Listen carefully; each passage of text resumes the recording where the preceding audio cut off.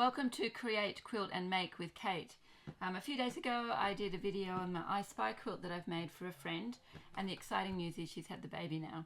But I need to make a bag to put the quilt in to gift, and also to make it useful, so that the quilt can be packed away when you're out on a day out, or if you're throwing it in the car, or if you need to put it up somewhere at home. And so what I'm working out tonight is the measurements of the bag that I'm going to use, and I'm going to use calico as the base, and I also have some of these flannelette scraps that are left over from the actual quilt, and I'm going to use those in some way to decorate and embellish the bag, but I haven't worked out all the details yet.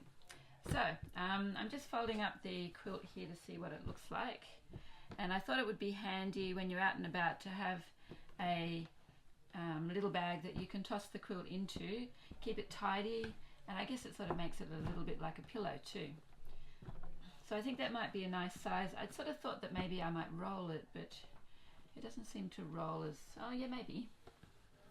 So that might be the roll that I make.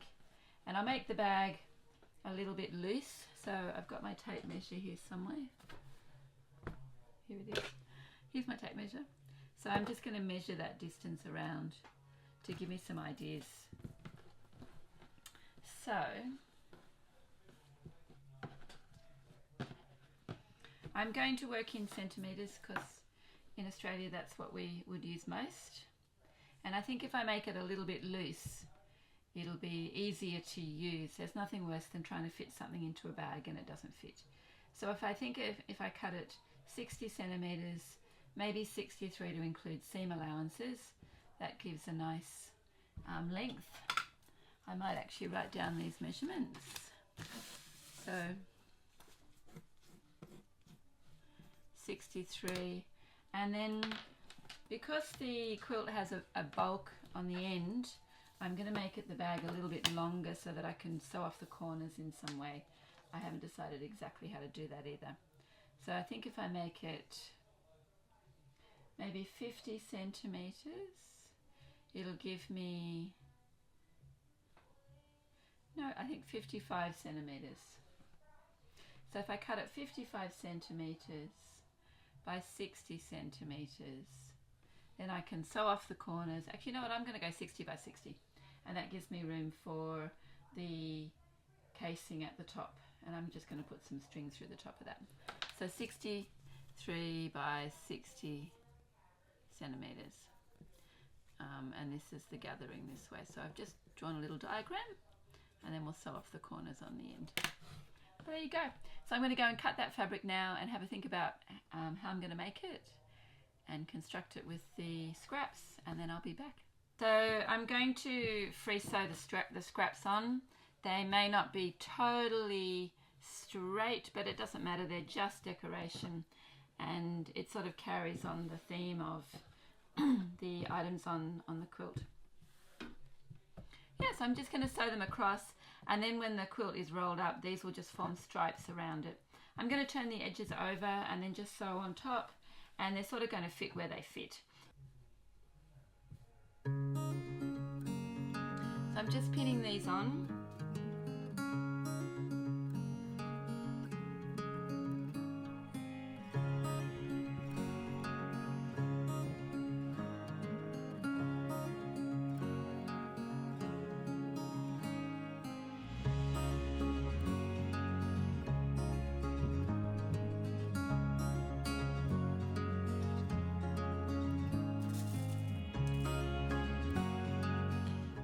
This bag without the decorations on it, but they sort of make it cute.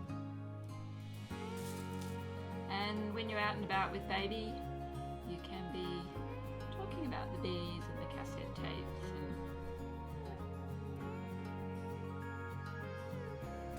and if the quilt can't be out for some reason,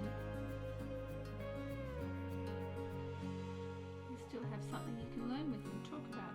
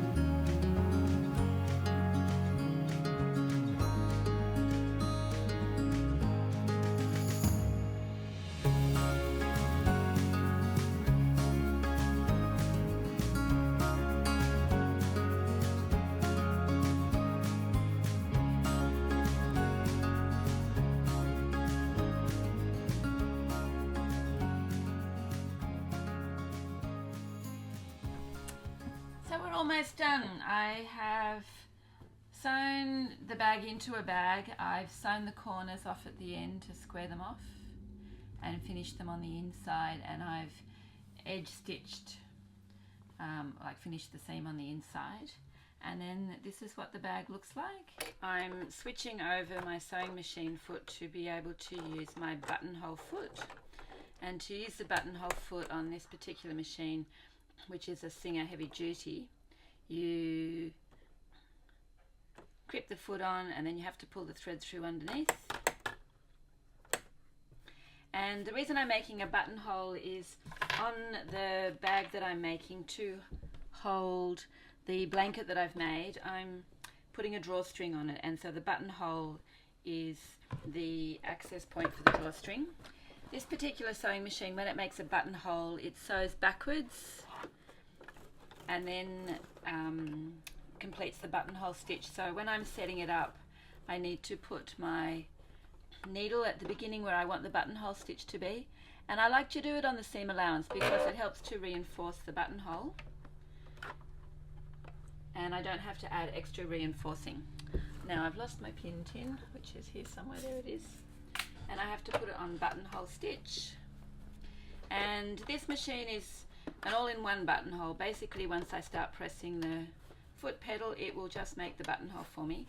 And because I have a button at the back here that's already inserted into the foot position, the buttonhole will be large enough for this button, and that's how big I need it to be for the drawstrings.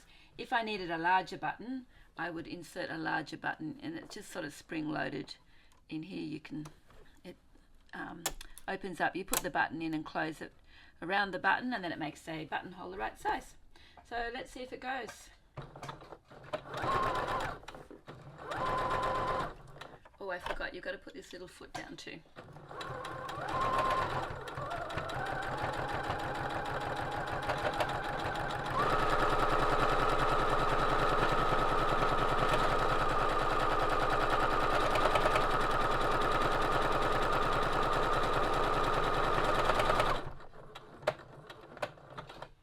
And that's it, the buttonhole is made. So I pull this up, pull this out, cut off the threads and push the machine out of the way. And you can see on here that there's a little buttonhole being made.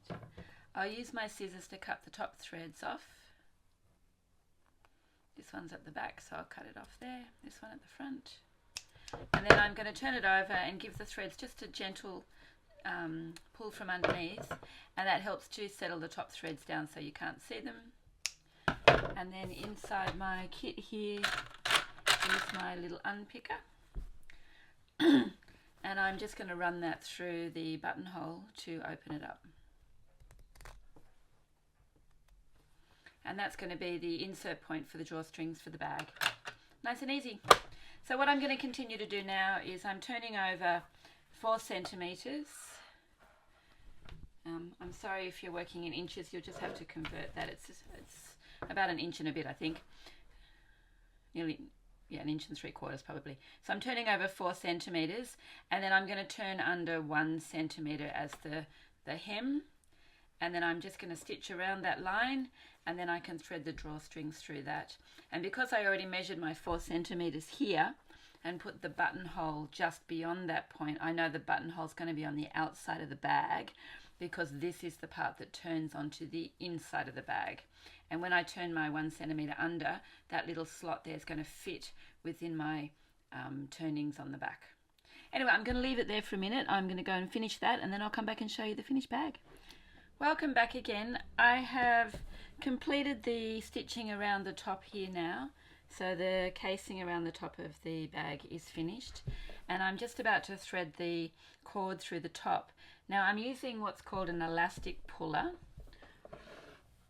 and sometimes called a bodkin, but I've discovered that my synthetic cord has been heat sealed on the end, and so there's a bump that's too large for my elastic puller. So I'm actually going to just pin it onto the elastic puller with a safety pin. Now if you don't have an elastic puller or a bodkin, you can actually just use the safety pin to push it through the casing, but I find that a bodkin is quicker. but the elastic puller will certainly do the job. So I found my opening here now, and I'm just going to pop it in, and then I'm going to feed the safety pin into and the end of the cord, and I should just be able to push and pull until it goes all the way around to the other side, and then it pops out the hole. So you would do the same thing with the safety pin, but instead of taking 10 seconds it might take a minute. It doesn't take that much longer. Just carefully work the safety pin out of the hole like that, and make sure that the cord has come through. Don't let the cord slip back in again. Oops. So I'm going to hold the loose ends together, and I'm just going to slide it so that it fits onto the bag. And then I'm going to tie the two ends together.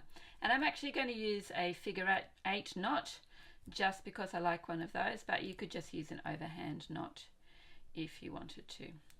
So there's our figure 8 knot, and I'm going to pull it quite tight. And that allows the bag to be drawn up to hold the blanket on the inside. It's going to close the safety pin and put the bodkin and safety pin out of the way. And then I have the completed blanket here, and I'm just going to feed it in this way.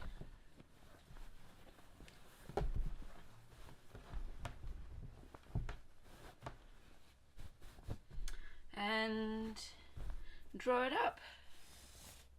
And you can see now we have a completed bag with a drawstring, which means that the new baby recipient of this Eye Spy quilt has a way to keep it clean and safe and packaged, also making it easy to find, and of course all elements can be washed. So that's my Eye Spy quilt, which is off to its new owner this week, and I've thoroughly enjoyed making it, and a bag to go with it. Yeah, so I hope you've enjoyed it too. Thanks for watching.